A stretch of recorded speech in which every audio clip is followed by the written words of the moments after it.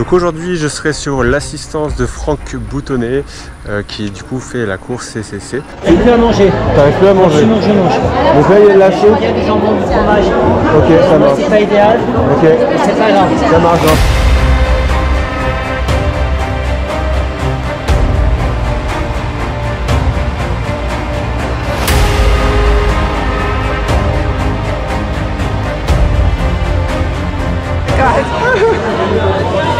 I'm gonna cry when I see him. Oh yes.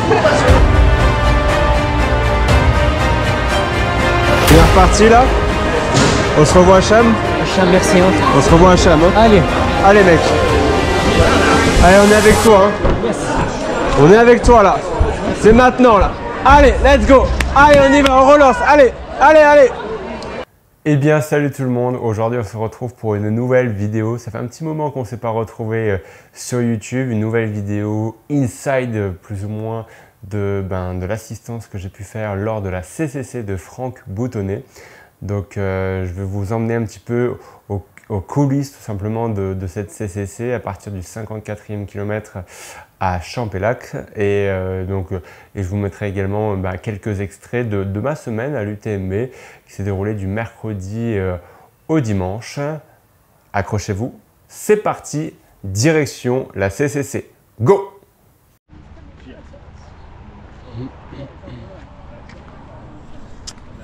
Et nous voici à Trian, next stop pour notre cher ami Franck. Il commence à faire un petit peu plus frais, hein, voilà, il est 19h30, il est parti ce matin à 9h15 environ, donc on est à 10 heures de course. Donc là on sera au 70e kilomètre avec 4200 de D+, donc il va arriver d'ici 1 heure environ, donc avec un peu plus d'11 heures de course. Il a un rythme qui est plutôt pas mal, donc voilà, on va voir comment son ventre réagit, etc. Parce que tout à l'heure il avait un peu mal au ventre quand il mangeait, mais ça c'est normal hein, quand l'effort est long à ce point là, donc mais après ça allait mieux, donc il est reparti et tip top. Donc voilà, il n'y a plus qu'à attendre. En tout cas c'est très très beau ici, hein. Wow.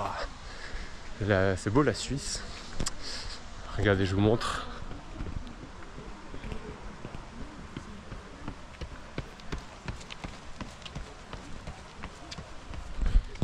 Allez, à toutes.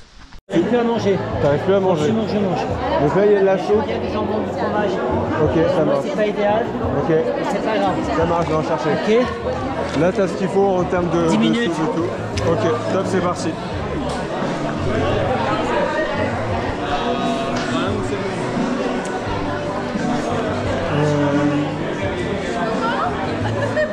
Est-ce que vous avez du jambon par hasard? Non, on a de la saucisse. Ok, merci.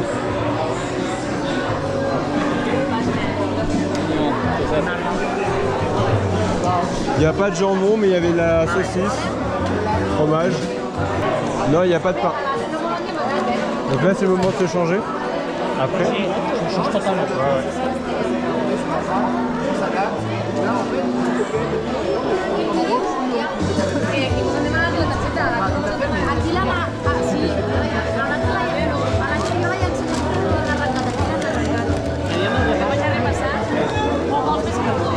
T'as pas beaucoup bu, hein? Non mais j'ai repris. Ah oui, ok.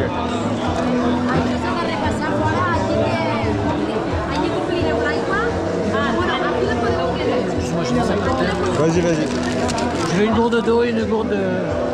Ok. Une café, une eau. Comme tout à l'heure. J'ai vraiment faim. Ok. En termes de bouffe, comment t'as géré du coup? J'ai pas mangé. T'as pas mangé du tout? J'ai peu, c'est très difficile, j'ai envie de vomir. Ok. Donc il faut que je mange là. Donc en fait j'ai pas besoin de te remplir beaucoup en fait là. On enlève juste la compote. On laisse les gels.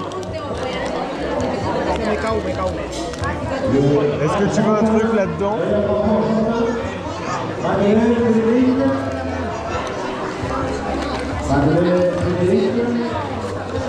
Frontal, t'as?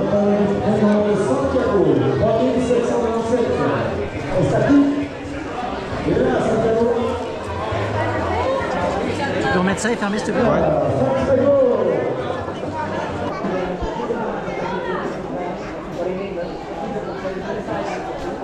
T'as besoin d'un truc au ravito ou encore ou pas? T'en veux pas, non? Ouais. On aura peut-être là-bas, non? T'en veux d'autres peut-être? Je te reprends. Bah, il y en aura. Je sais pas, au moins on est sûr. Ouais. Je te ramène. Je devrais pas, mais... Ouais, très bien.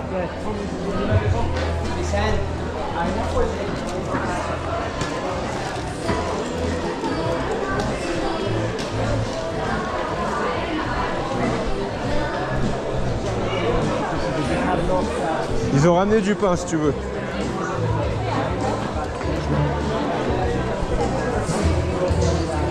Top.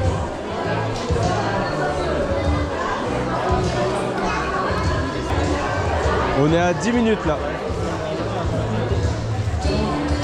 Je pense que je gagne des places. Hein. Ouais. Ouais, parce que les gens s'arrêtent beaucoup là. Ils s'arrêtent beaucoup là. Là, si ça passe, c'est important de manger. Hein. Il reste 30 bornes, donc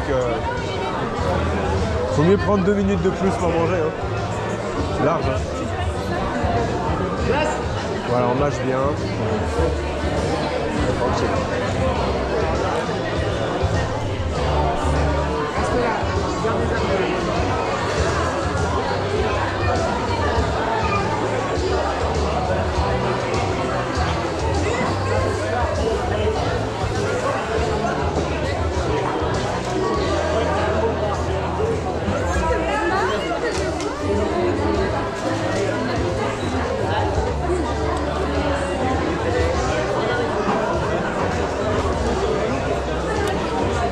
Tu veux prendre de charcutes avant de partir? Allez mec, let's go. Allez, allez Franck, let's go, on y va là, on y va, allez. Là il y a de l'orange, il y a de la pastèque. Tu as ramené ça. Je veux bien plus de pastèque, s'il te plaît. Plus de pastèque.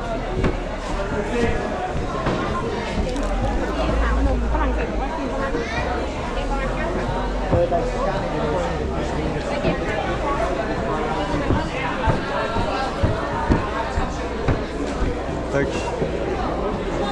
Tu as besoin de quoi là? Là de toute façon il n'y a plus qu'à avancer, il y a Chamonix en vue là. Voilà. J'ai perdu un orteil. Un quoi? J'ai perdu un ongle. Ah ouais? À ce coup ça me fait hyper mal, une petite ongle à droite. Ok, en descente? C'est bizarre. Ok. J'ai regardé mais bon. Ok. C'est classique. Alors juste pour rappel, il y a une flasque caféine, une eau. C'est pas besoin. T'en as pas besoin, t'as pas bu? J'ai pas soif. Gel? J'ai rien mangé. T'as rien mangé? Impossible. Ok. J'ai pas envie de dormir. Ok. La pastèque, ça passe là? La soupe peut te faire du bien. Hein. La soupe c'est salé, tu sais, genre elle va te... Je vais manger. Ouais.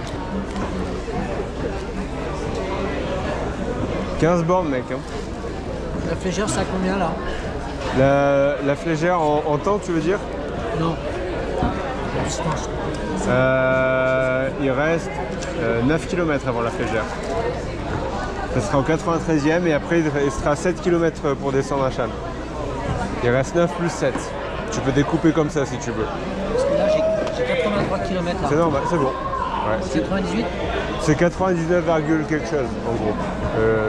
Donc en gros, tu peux te fixer 100 si tu veux, mais la flégère c'est au 93e environ.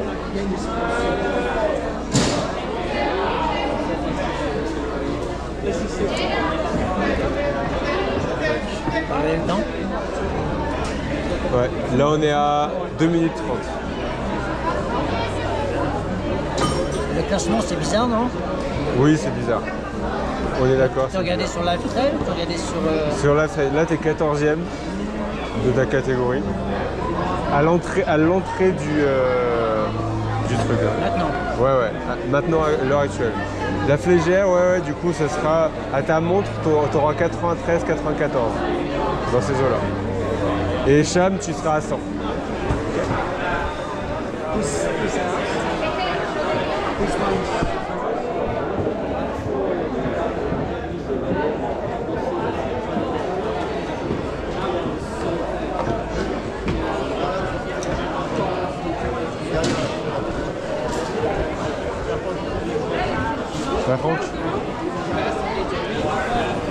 On est reparti là? On se revoit à Cham? Cham, merci. Hein. On se revoit à Cham. Hein. Allez. Allez mec. Allez, on est avec toi. Hein. On est avec toi là. C'est maintenant là. Allez, let's go. Allez, on y va, on relance. Allez, allez, allez.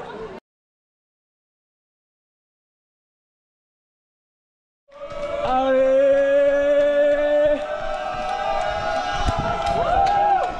Allez.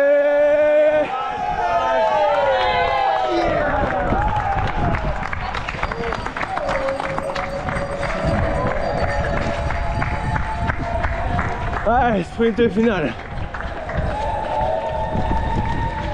Je suis content. Il est fait en moins de 17 heures. Allez, Franck. Allez. Allez. Wouh. Let's go.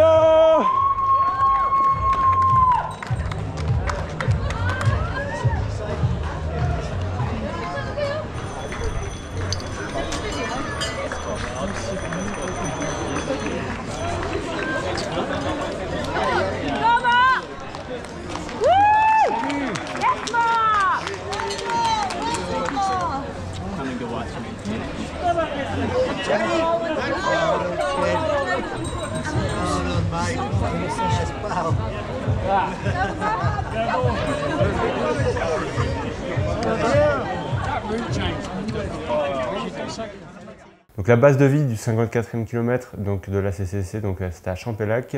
Il y avait pas mal de choses. Après, ils étaient un peu plus petits les ravitaillements avec assistance au 70e à Trian et au 84e à Valorcine. Ça me fait bizarre de dire ça parce que je les ai tellement entendus en fait, dans les récits de l'UTMB ou autres durant toutes ces années. Et d'être présent là, dans ces ravitaillements-là, c'est assez cool. Donc voilà. Donc Franck avait du mal à manger, hein, comme vous avez pu le voir sur ravitaillement à partir du 70e kilomètre. Donc je commençais un peu à m'inquiéter, donc je le forçais un petit peu à manger. Là, il a pris un peu plus de temps sur ravitaillement, voilà, prendre le temps de souffler, de bien manger pour repartir, etc. Il avait l'habitude de faire des ultras avec très peu de glucides à l'heure, et donc là, il a augmenté, donc forcément il avait plus d'énergie. Même s'il ne mangeait pas sur la fin, je me disais que c'était faisable encore. De toute façon, il restait que 30 km, entre guillemets 30 km quand on avait 70. Tu as fait déjà le 3 quarts hein, quasiment. Donc après, quand je l'ai revu au 84e, je me suis dit de toute façon, peu importe le temps qu'il va mettre, il va y arriver quoi qu'il arrive. Et voilà, quelle fut la surprise quand il est arrivé à la Flégère.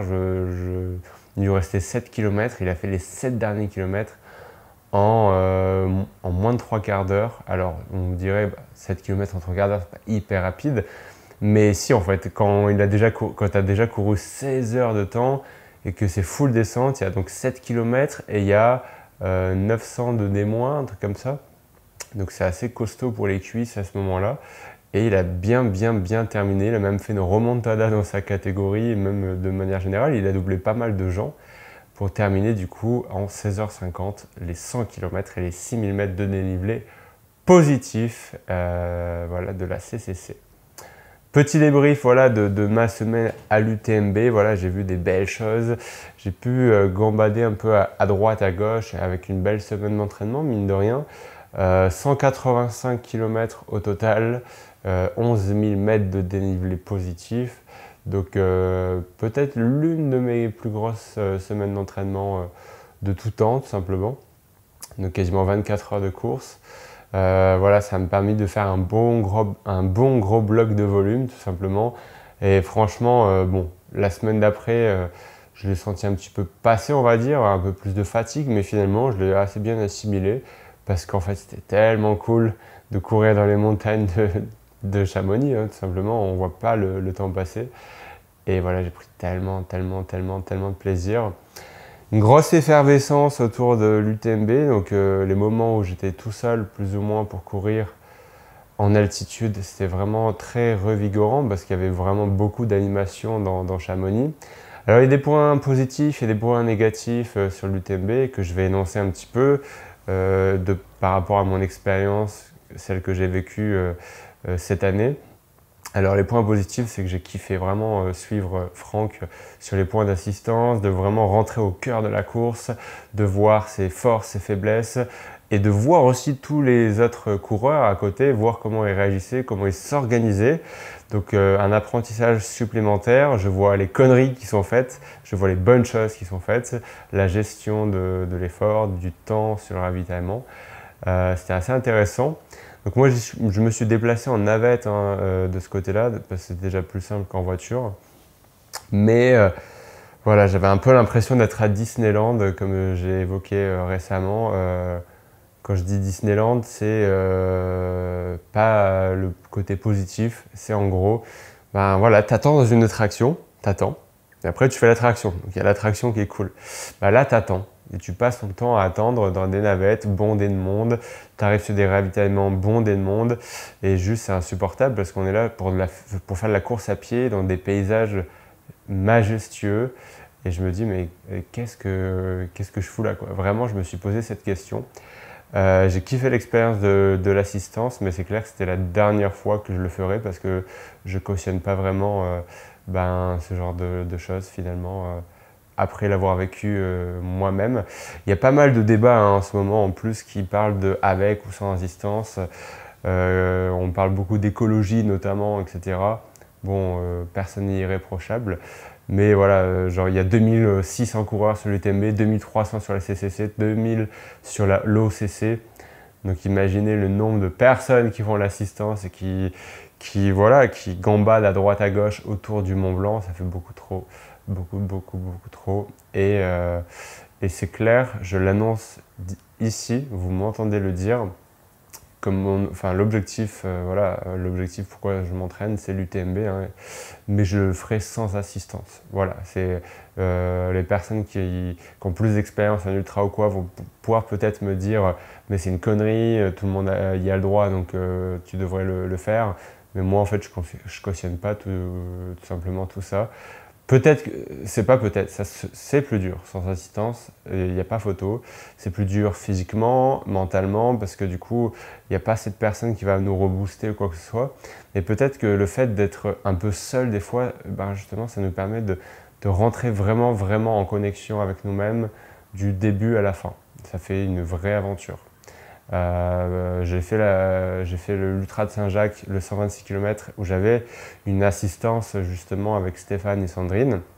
J'ai kiffé, hein, vraiment, ça m'a permis de me reposer sur quelqu'un à des moments compliqués, on va dire. Mais ma prochaine course, c'est clair que je le ferai sans assistance pour justement éviter déjà tous les tracas. Genre on met 3 plombes à s'organiser. On se casse la tête, je veux dire, à s'organiser. Il faut telle barre dans tel sachet au tel kilomètre. On a nos barres, on a nos trucs préférés pour courir, etc. Mais au final, il y a des ravitaillements tout le long de la course.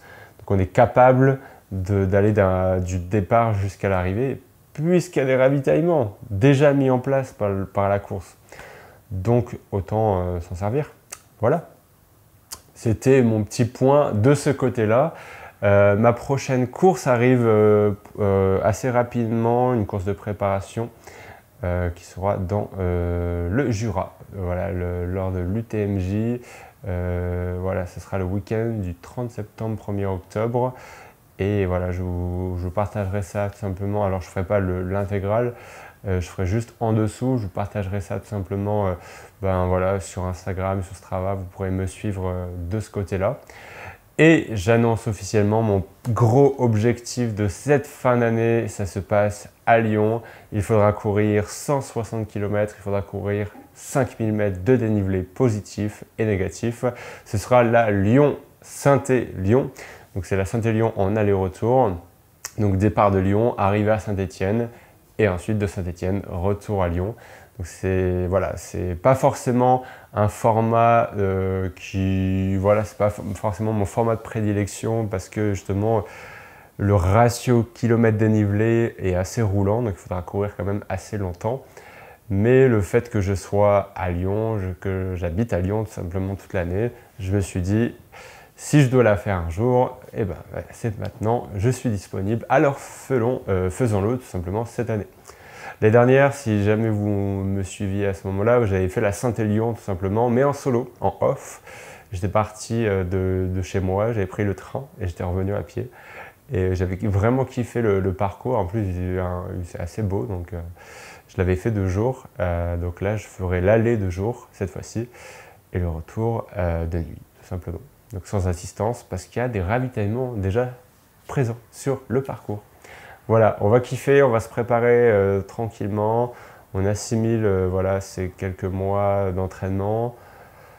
On va faire un peu plus de plats, un peu plus de vitesse entre guillemets jusqu'à décembre, tout simplement pour voilà, travailler l'économie de course à plat notamment. J'ai bien progressé sur le dénivelé positif et négatif.